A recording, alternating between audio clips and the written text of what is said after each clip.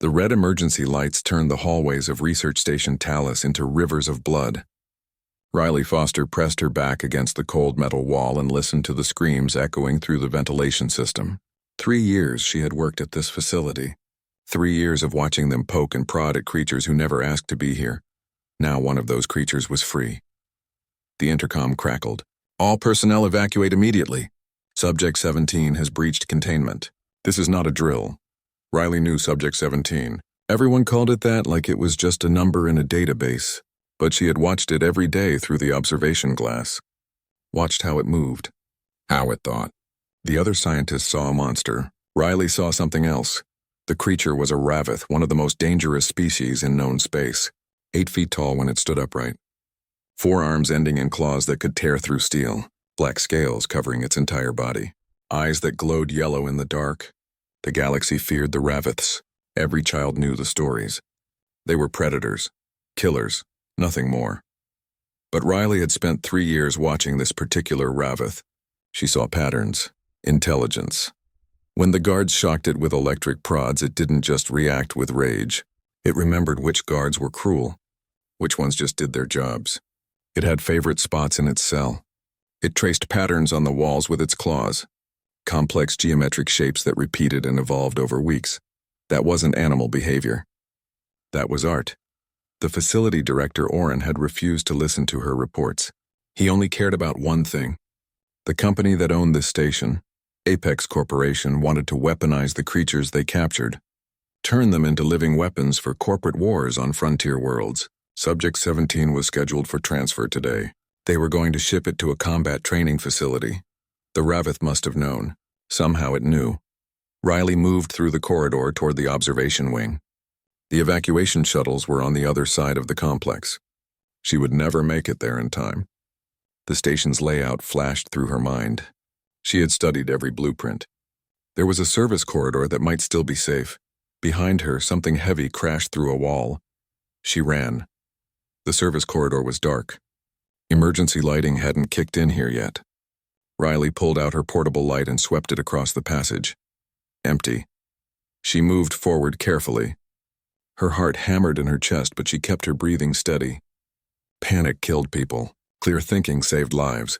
A roar shook the walls. Not close, but not far enough away. The other creatures in the facility were going crazy. She could hear them throwing themselves against their containment cells. The Ravith's escape had triggered something primal in all of them. They knew freedom was possible now. They wanted out too. Riley reached a junction and stopped. Left led to the secondary labs. Right led to the old storage sections that nobody used anymore. Straight ahead was the observation wing where she had spent most of her time. The intercom buzzed again. Security team Subject 17 is heading toward Section C. All personnel in that area evacuate now. Section C. That was the research wing, where Dr. Halsey kept his specimens, where they did the painful experiments, where they cut into the creatures to study their biology, while they were still conscious. Riley had protested, had filed complaints, had threatened to quit. Oren had laughed at her. They're animals, Foster. Dangerous animals. Would you cry over dissecting a shark? But sharks didn't draw geometric patterns on walls. Sharks didn't remember faces. Sharks didn't watch her through the glass with eyes that held something that looked like hope. Another crash. Closer this time. Riley made her decision. She turned right into the old storage area. If the Ravith was hunting the people who heard it, she wasn't on that list. She had been kind. As kind as she could be in this place. She brought it better food when she could sneak it past the guards. She played music through the speakers in its cell. Classical human music. The Ravith had responded to it. Had become calmer. The storage area smelled like rust and old chemicals. Boxes lined the walls filled with obsolete equipment from when the station first opened. Riley squeezed between 2 tall shelves and found a spot where she could see the corridor without being easily visible. Then she waited. Minutes passed like hours. The screaming had stopped. That was somehow worse than the noise. Silence meant death. It meant the Ravith had found who it was looking for. Heavy footsteps echoed in the distance. Getting closer. Not human footsteps. Too heavy. Too deliberate. Riley's hand moved to the emergency communicator on her belt. She could call for help. Security would come. They would try to shoot the Ravith. They would probably fail and die. And even if they succeeded, they would kill a creature that was only fighting for its freedom. Her hand fell away from the communicator. The footsteps stopped, right outside the storage area. Riley held her breath. Through the gap between the shelves, she could see into the corridor. A shadow moved across the wall. Huge, hunched, breathing heavily. Then it appeared. Subject 17 stood in the doorway. Blood covered its scales. Not its own blood. The yellow eyes scanned the room methodically, looking for threats, looking for targets, looking for something. Those eyes found Riley. The Ravith went completely still. Riley didn't move, didn't reach for a weapon, didn't scream. She just looked back at it. Two beings, predator and prey, separated by 20 feet of empty space and 3 years of observation through glass. The Ravith took one step forward, then another. Its claws clicked on the metal floor. It was giving her time to run, time to fight, time to do what prey did. Riley stayed exactly where she was. She thought about every moment she had watched this creature, every instance of intelligence she had documented, every time it had shown restraint when the guards were careless, every geometric pattern it had drawn. "I know what they did to you," she said quietly. Her voice didn't shake. "I know you remember everything." The Ravith stopped 3 feet away, close enough to kill her in one motion, close enough that she could see the old scars on its scales from the experiments, close enough to see that its eyes weren't just yellow. There were flecks of gold in them. Like stars, it lowered itself slowly to the ground, sat back on its haunches, the same position it took in its cell when it was calm, when it was thinking, when it was drawing its patterns. Riley let out a breath she didn't know she was holding. "Yeah," she said softly. "I see you too." Darkness filled the lower maintenance tunnels like something solid. Riley moved through it with only her small handheld light, trying not to think about how far underground they were. Behind her, the Ravith followed in complete silence despite its size. That should have been impossible. Something that weighed over 400 pounds shouldn't be able to move without sound. But it did. They had been hiding together for 6 hours now. 6 hours since that moment in the storage room when everything changed. 6 hours since the creature she was supposed to fear had chosen not to kill her. The tunnel opened into a small chamber that had once been a water filtration station. Ancient pipes ran along the ceiling, dripping condensation. Riley checked her scanner. No life signs nearby except theirs. The security teams were still searching the upper levels. She sat down on a dry section of floor and pulled out her datapad. The Ravith remained standing, alert, watching the entrance they had come through. Protecting her, she realized. It was protecting her. "You can rest," Riley said. Nothing followed us. The yellow eyes turned toward her, intelligent, calculating. The Ravith moved to the opposite wall and lowered itself to the ground, mirroring her seated position. It never took its eyes off the tunnel entrance. Riley opened her datapad and accessed the station's network through a hidden back door. The facility director thought she was just a simple researcher. He didn't know she had spent 2 years learning how to bypass security protocols. Information wanted to be free, and she wanted to understand what they were really doing here. The files loaded slowly. Her fingers moved across the screen, navigating through layers of encrypted data, research reports, specimen acquisition logs, financial records. The truth was buried deep, but she knew how to dig. What she found made her stomach turn cold. Apex Corporation wasn't just studying dangerous creatures. They were breeding them, creating hybrids, testing different genetic combinations to make weapons that could be sold to the highest bidder. The creatures on this station weren't specimens. They were prototypes, and Subject 17, the Ravith sitting across from her, was one of the few pure specimens they had captured. The notes in its file were clinical and cold. Subject shows unusual adaptability, high intelligence markers, recommended for cognitive enhancement trials. They had been planning to cut open its brain, to see if they could make it smarter but more obedient. A living weapon that could think but never question. Riley looked up from the screen. The Ravith was watching her now instead of the tunnel. Something in its expression had changed. It knew she had found something, knew the screen in her hands held secrets. "You understand more than anyone realizes, don't you?" Riley said softly. The Ravith tilted its head, a gesture that looked almost human. Riley stood up slowly and walked toward it. Every instinct screamed at her to keep distance from a predator. but instincts could be wrong. She sat down 3 feet away from the creature. Close enough to touch, close enough to die if she had misjudged. She held up the datapad so it could see the screen. The Ravith leaned forward, yellow eyes scanning the information. Could it read human language? She didn't know. But it stared at the screen for a long moment. Then it did something that froze her blood. It raised one clawed hand and pointed at an image on the screen. A picture of a planet, not Talis, somewhere with purple vegetation and twin suns. Is that where you're from? Riley asked. The Ravith kept pointing. Its other hand moved, tracing a shape in the air. A circle, then another circle. 2 suns, it was confirming her question. They took you from your home, Riley said. It wasn't a question. The Ravith's hand moved again. This time it traced a smaller shape, something small next to a larger figure. Riley's breath caught. A child next to an adult, you had a family. The yellow eyes met hers. In them she saw something she had only read about in reports, never expected to actually witness. Pain, grief, loss.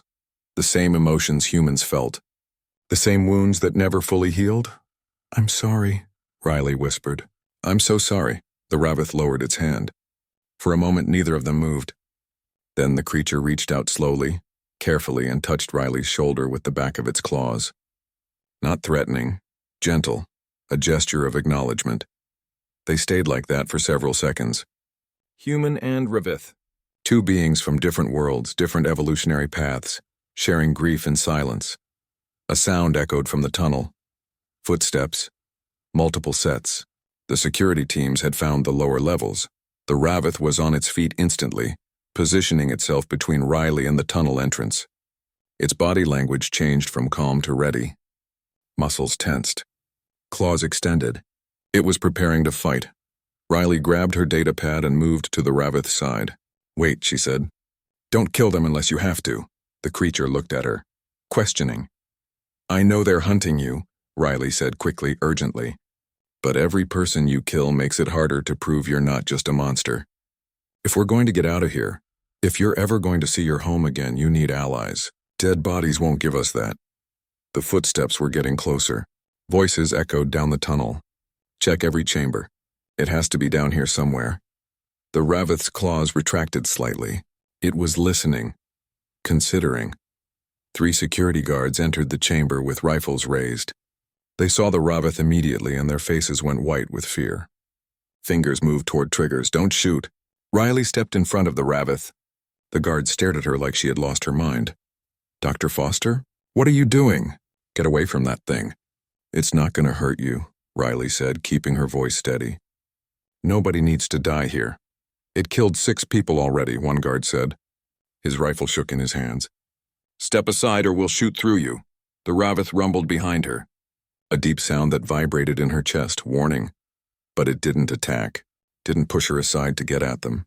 It was waiting, trusting her decision.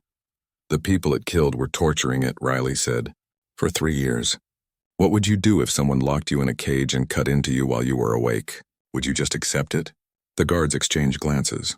Their rifles stayed raised, but doubt had entered their eyes. This creature is intelligent, Riley continued. Sapient. It has a family it was taken from, dreams, emotions, everything we have. And we've been treating it like an animal. Director's orders are to terminate on sight, another guard said, but his rifle had lowered slightly. The director wants to weaponize these creatures for profit, Riley shot back. I have proof. Everything that's been happening here violates council protocols. Are you really going to murder a sentient being for a corporate bottom line? The first guard's rifle lowered completely. What are you talking about? This is a research facility. It's a weapons development lab, Riley said. Check the files. They're breeding combat creatures and selling them. The guards looked at each other again. Confusion, doubt. The foundation of their certainty was cracking. Look, Riley said, give me 1 hour. 1 hour to show you the evidence. If you still want to kill it after that, I won't stop you. But at least know what you're really doing here. The first guard hesitated. Then he lowered his rifle. 1 hour, Dr. Foster, but it stays in our sight the whole time. Riley nodded. Behind her, the Ravith relaxed slightly. It understood. Not the words, perhaps, but the outcome. They had bought time, and time was the only weapon they had left. The security guard sat in the abandoned break room staring at Riley's datapad with expressions that shifted from disbelief to anger. The Ravith remained in the corner, still and silent as a statue. Every few minutes one of the guards would glance at it nervously, then return to the damning evidence on the screen. "This can't be real," said the youngest guard, a man named Peters. "Director Oren wouldn't allow this." "Director Oren signed off on everything," Riley said. She pulled up another file. "Look, his authorization code on every experimental protocol. Every specimen purchase. Every weapons test." The older guard, Stevens, scrolled through page after page of documents. His jaw tightened. "They told us this was conservation work, that we were protecting endangered species." "They lied," Riley said simply. "This station exists to create living weapons. The creatures here are prisoners being tortured for profit." The third guard, Walsh, hadn't said anything yet. He kept his rifle across his lap and his eyes on the Ravith. "Say I believe you. Say all this is true. That thing still killed 6 people. How do we justify letting it live?" Riley had been expecting this question. She pulled up another file. "These are the personnel records of everyone it killed. Dr. Patel, who ran the neural experiments. He drilled into its skull while it was conscious. Guard Captain Morris, who used shock prods for entertainment. Technician Lee, who withheld food as behavior modification. Every single person it killed had directly tortured it." "It kept a list?" Stevens asked, his voice quiet. "It remembered," Riley said. "That's my point. It didn't kill randomly. It made choices. It distinguished between the guilty and innocent. That's not animal behavior. That's justice." Peters put down the datapad and rubbed his face. "This is too big. What are we supposed to do? If we report this, the company will deny everything. They'll say the files are fake. They'll destroy the evidence." "Not if we release everything publicly," Riley said. "Send it to every news outlet, every council representative, every watchdog group in the sector. Make it impossible to cover up." "That's treason," Walsh said flatly. "Against the company. We'll all lose our jobs, probably face criminal charges. Or we keep quiet and stay complicit in torture," Riley countered. "Your choice. But I'm releasing these files either way." Stevens looked at the Ravith again. The creature hadn't moved in 20 minutes. Just sat there watching them with those yellow eyes. "Can it understand us?" "I don't know," Riley admitted. "But it's smart. Smarter than most people realize." Stevens stood up slowly and walked toward the Ravith. His 2 companions tensed but didn't stop him. He stopped about 6 feet away. "Do you understand human speech?" The Ravith tilted its head. Then deliberately it nodded once. The room went silent. "By the void," Peters whispered. Stevens held up his hand. Fingers spread. "How many fingers am I holding up?" The Ravith raised its own hand. 5 claws extended, Walsh's rifle clattered to the floor. He didn't pick it up. "It's been sapient this whole time," Stevens said, his voice shaking. "We've been guarding the imprisonment of a sapient being. We're war criminals." "You didn't know," Riley said. "But now you do. So what are you going to do about it?" Stevens turned to face his companions. "We release the files. All of them. And we help them escape." "Them?" Riley asked. "You said there were other creatures on this station. If they're sapient too, we can't leave them here." The Ravith stood up. All 4 guards flinched instinctively, but it made no aggressive moves. Instead, it walked to an old terminal built into the wall. The screen was cracked and dark. Nobody had used these old systems in years. The Ravith touched the screen with 1 claw. Nothing happened. It tried again, more deliberately. On the 3rd attempt, the screen flickered to life. The creature's claws moved across the interface, surprisingly gentle for weapons that could tear steel. "What's it doing?" Walsh asked. Riley moved closer. The Ravith was navigating through the facility's network. Not randomly, with purpose. It pulled up a map of the station. Then it highlighted 3 sections. The containment blocks where the other specimens were held. "It wants to free them," Riley said. "All of them." Peters shook his head. "That's suicide. There are 30 guards between here and those blocks, plus automated defenses. We'd never make it." The Ravith's claws kept moving. It pulled up security protocols, guard rotations, defense systems. Then it did something Riley had never seen. It started typing. Not just touching. Actually typing in human language. Words appeared on the screen in broken but readable English. "No paths, no guards, no weapons, 3 years watch." The room fell silent again. You learned our language, Stephen said softly. Just by watching and listening. More words appeared. Understand many things. You think monster wrong. Riley felt tears sting her eyes. 3 years. 3 years it had been capable of communication and nobody had noticed. Nobody had tried.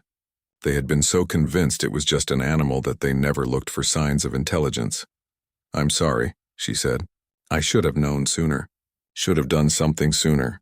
The Ravith turned to look at her. One claw reached out and gently touched her head, a gesture she had seen it make to itself sometimes. Reassurance, maybe? Or forgiveness. Stevens walked to the terminal.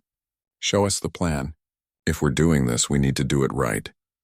Over the next 30 minutes, the Ravith outlined a strategy that was both simple and brilliant. It had spent 3 years memorizing every guard pattern, every security vulnerability, every maintenance passage. It knew the facility better than people who had worked here for a decade. The plan relied on timing and misdirection. They would release the creatures during shift change when guards were transitioning, and security was weakest. Use the maintenance tunnels to avoid main corridors. Disable communications first so no one could call for reinforcements. There's still one problem, Walsh said. The hangar has automated defense turrets. Military grade. They'll cut us down before we reach the ships. The Ravith's claws moved again. Not if power off. The main reactor? Peters shook his head. That's in the core section. Maximum security. We'd need Director Oren's access codes. Riley smiled. I might have those. Give me a minute. She had been collecting passwords and access codes for 2 years, piece by piece. Every time she saw someone enter a secure area, she memorized the sequence. Called it professional curiosity. Now it might save their lives. She pulled up her personal files and started cross-referencing. After 5 minutes, she had what they needed. Got it.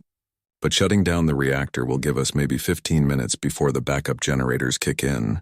After that, the defense systems come back online. 15 minutes to free 30 creatures and get them to the ships, Stevens said. That's cutting it close. More words on the screen. Others ready. Others wait. We'll be fast. They know you're planning this? Riley asked. The other specimens? They hear. They understand. 3 years wait together. Riley looked at the 3 guards. This is your last chance to walk away. Once we start this, there's no going back. Peter stood up. I joined security to protect people. Turns out the people who needed protecting were in the cells. Walsh picked up his rifle. Not to aim it. Just to carry it. My sister always said I was on the wrong side. Guess she was right. Stevens held out his hand to the Ravith. Partners? The creature looked at the extended hand for a long moment. Then it reached out and gripped Stevens' hand carefully, mindful of its claws. The gesture was awkward but meaningful. Partners, Riley confirmed. The Ravith turned back to the terminal and pulled up a countdown timer. Begin in 1 hour. Be ready. Riley uploaded the files to her datapad and set up an automatic broadcast. In 60 minutes, the truth about research station Talis would spread across every communication network in the sector. The company could try to deny it, but the evidence was overwhelming, and by the time anyone came to investigate, they would all be gone. The reactor room hummed with barely contained energy. Riley's hand shook as she entered Director Oren's access codes into the main terminal. One wrong number and alarms would scream through the entire facility. They would lose their only advantage. The screen turned green. Access granted, we're in, she whispered into her communicator, starting shutdown sequence. Across the facility, the Ravith and the 3 guards were positioned at strategic points. Peters was outside the containment blocks. Stevens watched the main corridor to the hangar. Walsh had disabled the communication relay. Everything had to happen at once or not at all. Riley initiated the reactor shutdown. Warning messages flooded the screen. Emergency protocols activated. She overrode them all with Oren's codes. The hum in the walls began to drop in pitch. Lights flickered, then everything went dark. Emergency lighting kicked in after 3 seconds. Dim red bulbs that turned the facility into something from a nightmare. Riley ran from the reactor room. Datapad clutched to her chest. The broadcast had gone out 5 minutes ago. By now, half the sector would be reading about Apex Corporation's crimes. Peter's voice crackled over the communicator. Containment doors are opening. The creatures are coming out. They're calm. They're following the Ravith's lead. Riley ran through the maintenance tunnels, following the route they had planned. The creatures would converge at 3 separate points before moving together toward the hangar. Safety in numbers, harder to pick off individuals. She emerged in Corridor B just as the first group arrived.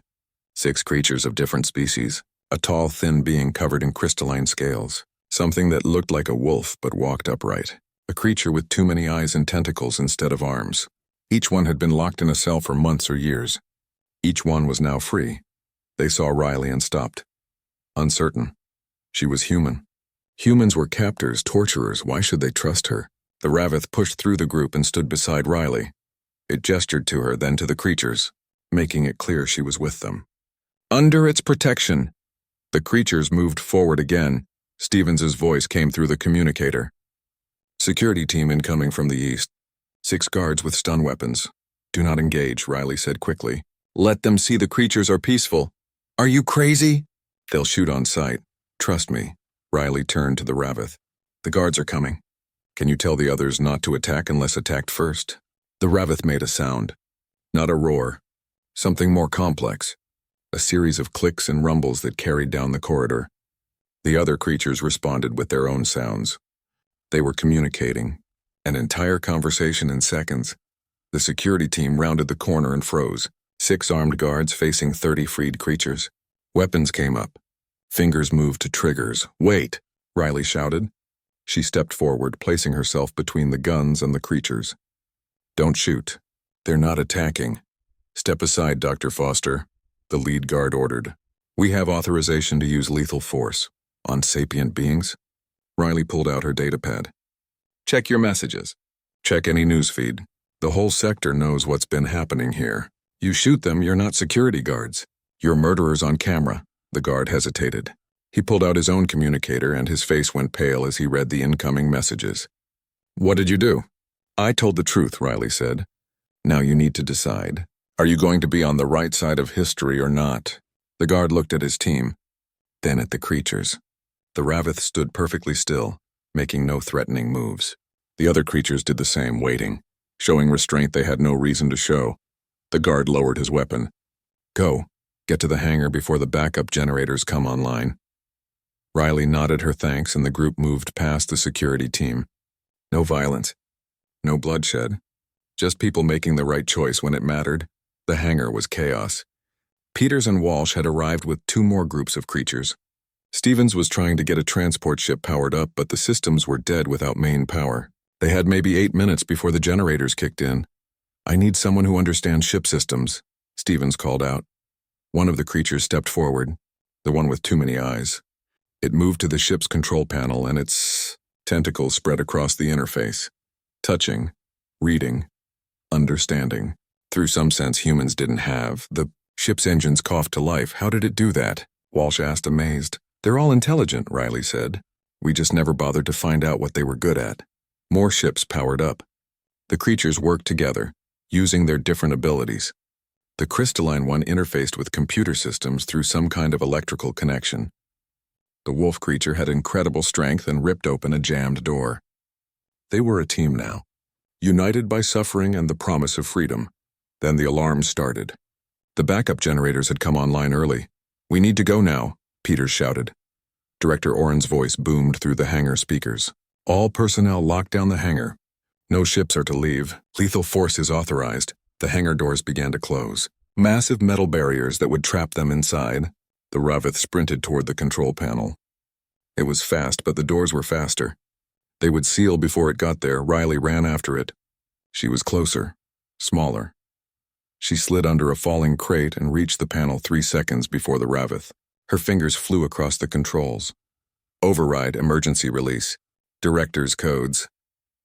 The doors stopped, shuddered, began to open again. Gunfire erupted behind her. Not stun weapons, live rounds. Security forces were shooting to kill. The Ravith reached Riley and pulled her behind cover. One of its arms was bleeding. It had taken a hit meant for her.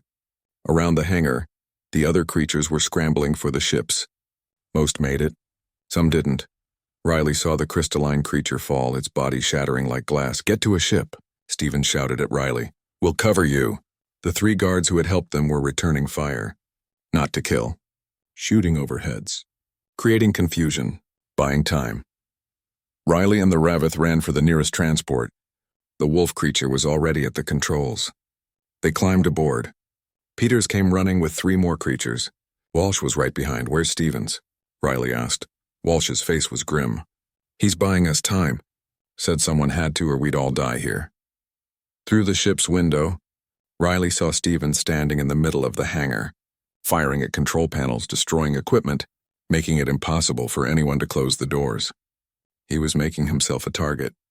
Drawing all the fire, she grabbed the communicator. "Stevens, get out of there." His voice came back calm. "Can't do that, Doc. Someone's got to make sure you all get away." "Tell my sister I finally picked the right side." More gunfire. Stevens fell. "No!" Walsh hammered his fist against the wall. "We can't leave him." "We have to," Peter said quietly. "The doors are opening wide enough. If we wait, his sacrifice means nothing." The wolf creature pushed the throttle forward. The ship lifted off. Around them, 5 other ships did the same. The freed creatures piloting with varying degrees of skill. One ship scraped the hangar wall. Another wobbled dangerously. But they all made it through the doors. They escaped into the black sky of Talis 7. Behind them, the research station grew smaller.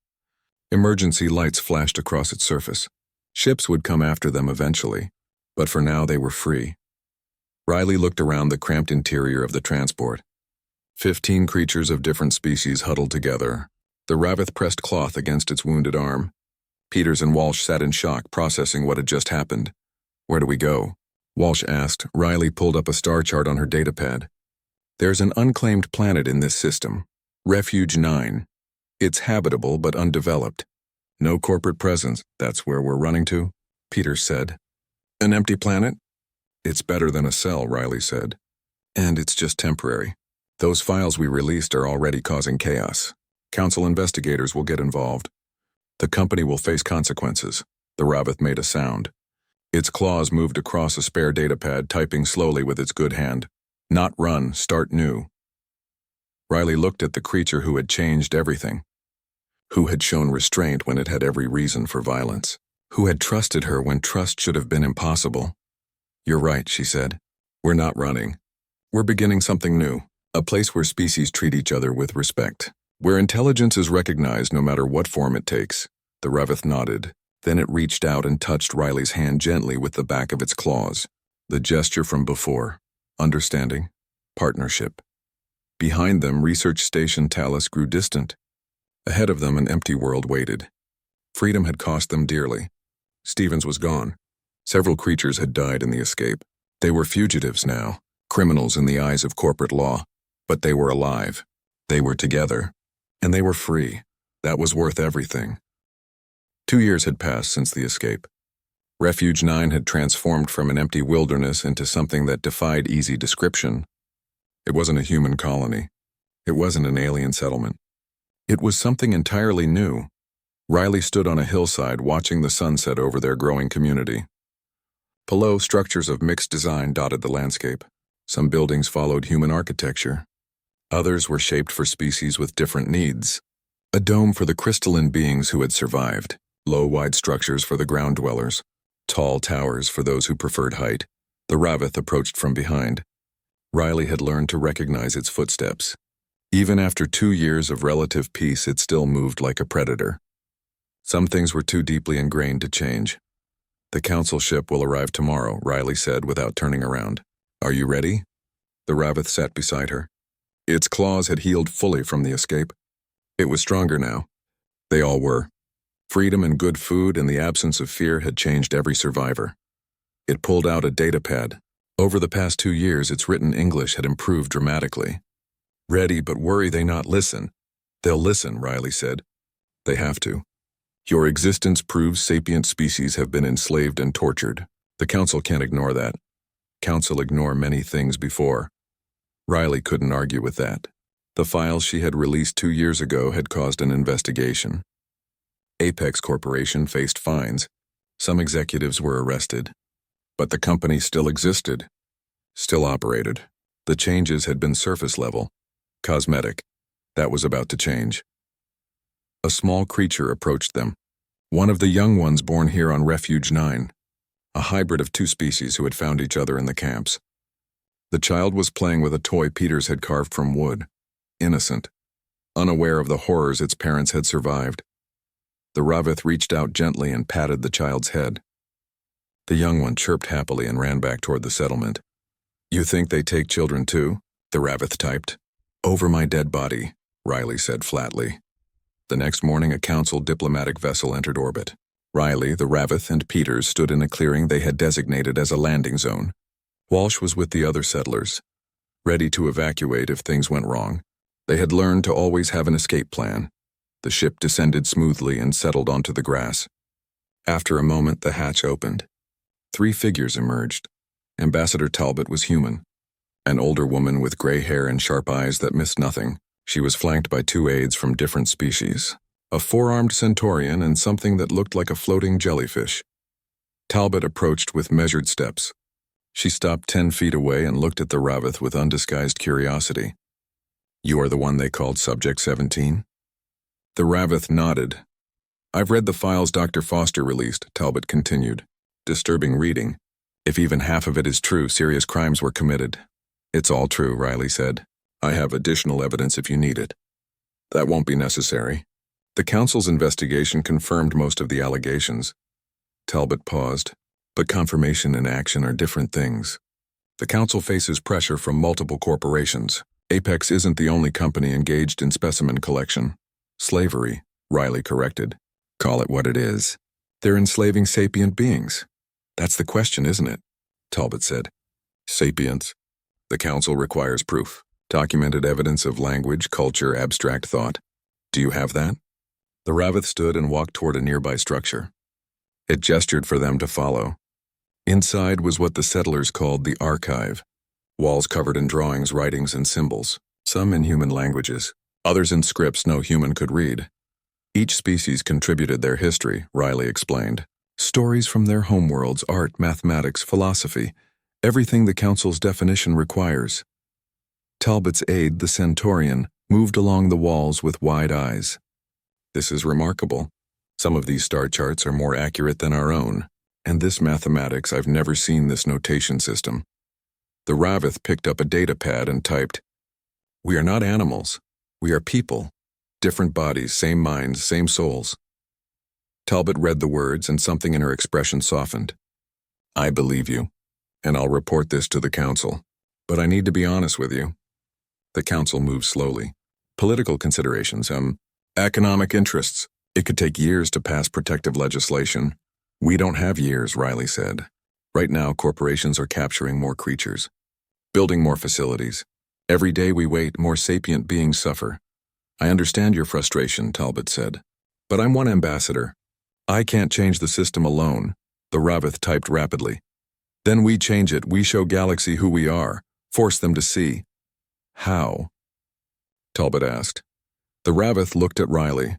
She understood immediately. "We invite observers, scientists, journalists. Let them see the community we've built. Let them talk to the survivors. Make it impossible to deny our sapience." Talbot considered this.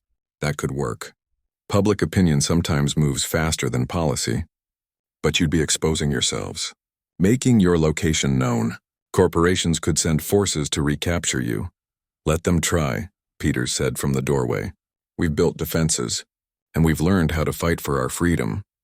Over the next 3 months, Refuge 9 became the most documented settlement in the sector. Scientists arrived to study how different species cooperated. Journalists interviewed survivors about their experiences. Artists came to capture the unique culture developing. The Ravith became something it never wanted to be. A symbol, the face of a movement. It gave interviews through translated text, explained its species culture, demonstrated problem-solving abilities that amazed researchers. But the attention came with a price. Apex Corporation filed claims with the council. The creatures were stolen property, they argued. Expensive specimens taken illegally. They demanded return of assets or compensation for losses. The galaxy divided into camps. Some supported the freed creatures. Others sided with the corporations, arguing about property rights and economic stability. The debate raged across every news network. Then something happened that changed everything. A ship arrived at Refuge 9 unannounced. Not a council vessel, not a corporate transport. It was old, battle-scarred, and it came from the planet with purple vegetation and twin suns, the Ravith's homeworld. When the hatch opened, 3 Raviths emerged, larger than the one Riley knew, covered in ceremonial markings. They looked around the settlement with yellow eyes that glowed with intelligence and purpose. Riley's Ravith stood frozen, unable to move. Unable to process what was happening, the largest of the newcomers approached slowly. It studied Riley's Ravith for a long moment. Then it reached out and touched its face gently, a gesture of recognition, of love. The Ravith collapsed to its knees and made sounds Riley had never heard before. Crying. It was crying. "Family?" Riley asked softly. One of the newcomers pulled out a translation device. The voice that came out was deep and resonant. "We searched for 3 years, followed rumors and raids, finally heard broadcasts from this planet, recognized the patterns in the drawings. Only our child draws circles within circles." Riley felt tears streaming down her own face. "You came for your child." "We never stopped looking," the parent said. "No Ravith leaves family behind. We thought humans were monsters who stole our child, but you protected them, kept them safe, helped them stay alive." "I did what anyone should do," Riley said. The Ravith parent looked at her with those same yellow eyes, so similar to the child she had protected. "Not everyone does right thing. Not everyone chooses kindness over fear. You did, we remember this. All Raviths remember this." The parent turned to face the cameras that had been documenting everything. Journalists from a dozen networks, scientists with recording equipment. The galaxy was watching. "I am Elder Koth of Ravithnar," the parent said. "I speak for my people. We are not animals, not weapons, not property. We are sapient beings with culture, history, family, and we declare ourselves allies of humanity. Not all humanity, only those who see us as equals. Those like Riley Foster, who chose compassion when hate would have been easier." The declaration sent shockwaves across communication networks. The Raviths were known throughout the galaxy, feared, powerful, and they had just allied themselves with the freed creatures and the humans who helped them. Other species began to respond, some from planets no one knew had sapient populations. They had been hiding, afraid of being captured. Now they stepped forward, announced themselves, demanded recognition. The movement became unstoppable. Talbot arrived 3 days later with news. The council was holding an emergency session. Multiple species were petitioning for protection. Corporations were panicking. Change was coming whether anyone was ready or not. Riley stood with the Ravith and its parents on the hillside. The settlement below had grown again. More species arriving, more survivors finding refuge. "We started something," Riley said. The Ravith typed on its datapad, its parents reading over its shoulder. "No, we finished something, finished being afraid, finished being silent, now we speak. Now Galaxy listens," and the galaxy did listen, because they had no choice anymore. 3 years after the escape from Research Station Talis, Riley Foster stood in front of a mirror adjusting her collar. The formal clothes felt strange after years of practical work attire. Today was important. Today would change everything or nothing. Outside her dwelling, Refuge 9 buzzed with activity. The settlement had grown into a small city. Permanent structures now, roads, infrastructure, a spaceport. What had started as 30 escaped creatures and 4 humans was now home to over 2,000 beings from 47 different species. A knock on the door. The Ravith entered, dressed in formal wrappings that signified importance among its people. Its parents had taught it the old ways, the traditions that Apex Corporation had tried to erase. "The council delegation is landing," it said through the translation device. Its spoken English had improved, but formal occasions required precision. Riley nodded. "Are you ready for this?" "I have been ready for 3 years. The question is whether they are ready." They walked together through the city. Beings of every shape and size moved about their lives. Children played in parks designed for multiple body types. Markets sold goods from a dozen worlds. Teachers from different species shared knowledge in open-air classrooms. This was what integration looked like when it happened naturally. Without dominance, without hierarchy. Just different people trying to live together in peace. The spaceport held 5 ships. Not just the council delegation. Representatives from major corporations had come. Military observers. Independent journalists. The galaxy was watching to see how this day would unfold.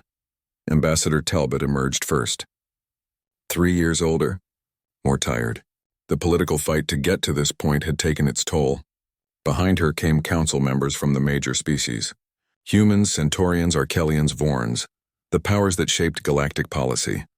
But the last ship held the most important visitor, Admiral Cross of the Human Defense Fleet, a legend, a warrior, a woman who had fought in every major conflict of the past 30 years.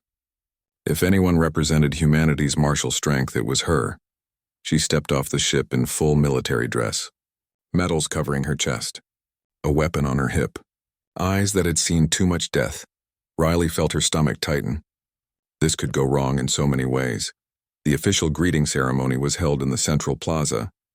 Hundreds of Refuge 9's residents gathered to watch. The council delegation sat in designated areas.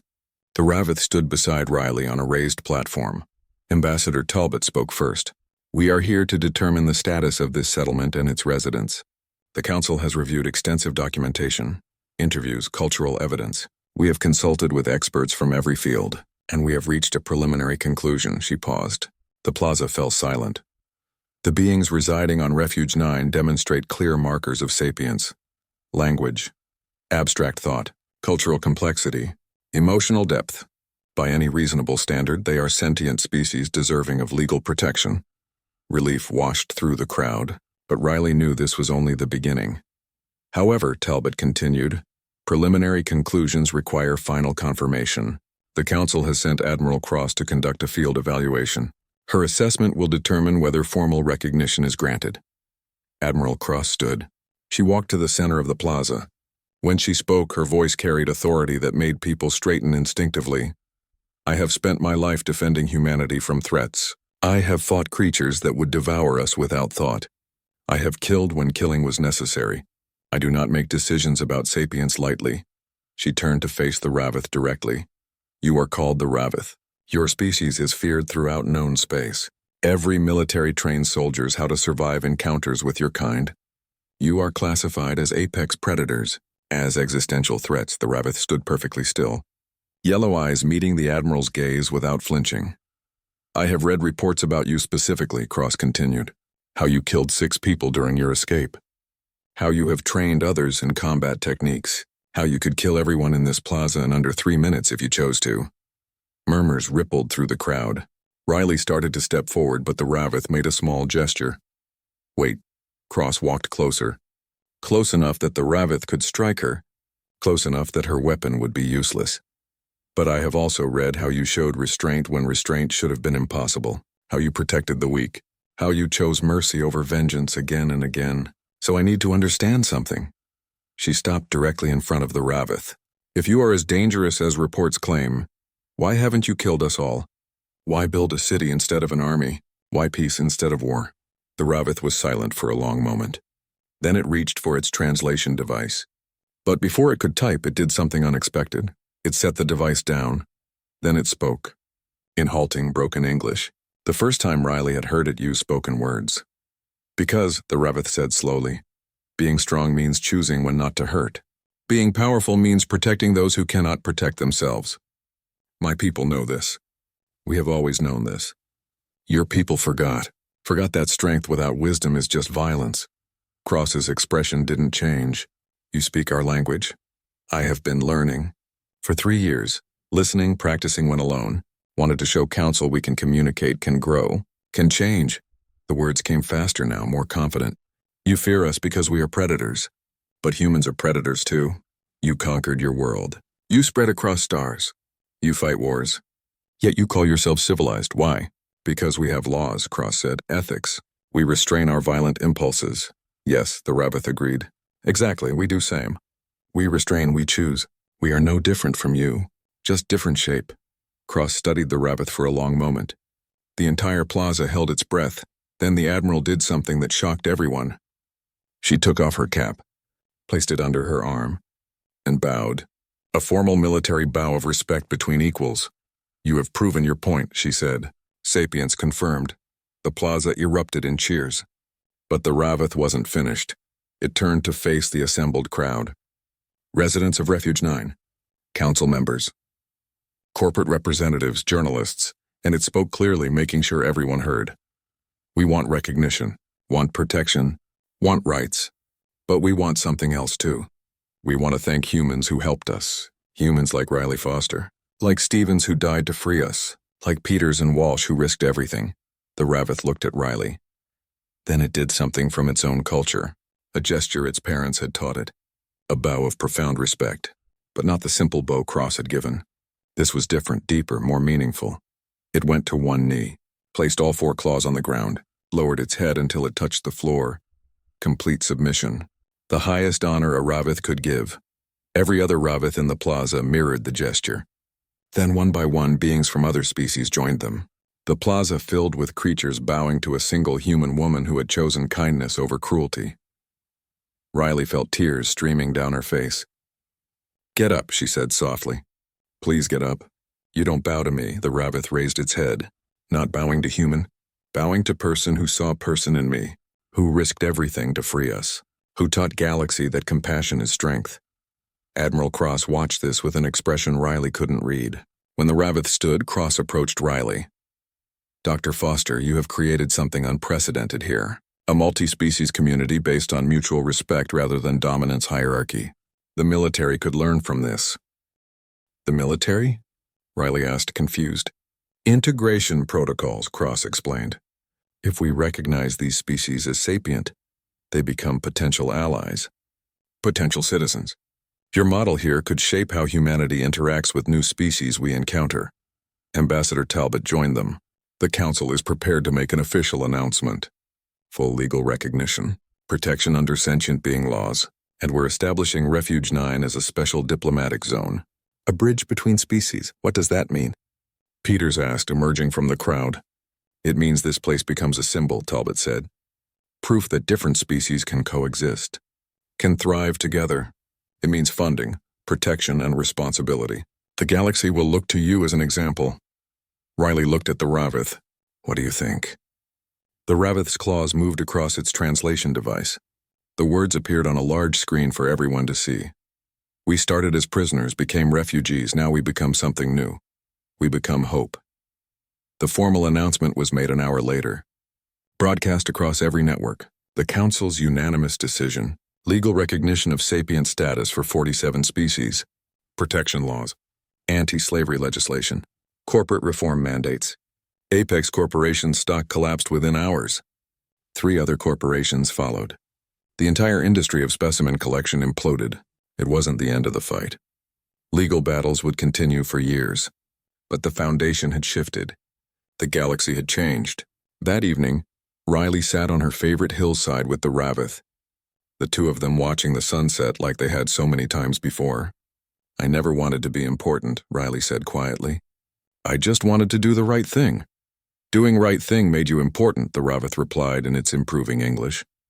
"Made all of us important. We showed Galaxy that compassion is not weakness, that understanding is strength. That one person who refuses to look away can change everything. I didn't do it alone." "No," the Ravith agreed, "but you did it first. When no one else would. That is what matters." They sat in comfortable silence as the sun set over their impossible city, a place where predator and prey lived together, where humans and aliens built something better than either could create alone. The Ravith had broken its shackles 3 years ago, but it had chosen not to run, chosen not to hide, chosen not to seek vengeance. Instead, it had done something harder. It had trusted, had built, had proven that being strong meant choosing peace when war would be easier. And Riley, who had refused to flinch when a monster stood before her, had discovered that there were no monsters, only people who had never been seen for who they truly were. The Galaxy had learned that lesson too, finally, after too many years and too much suffering. But they had learned it, and that made everything worth it.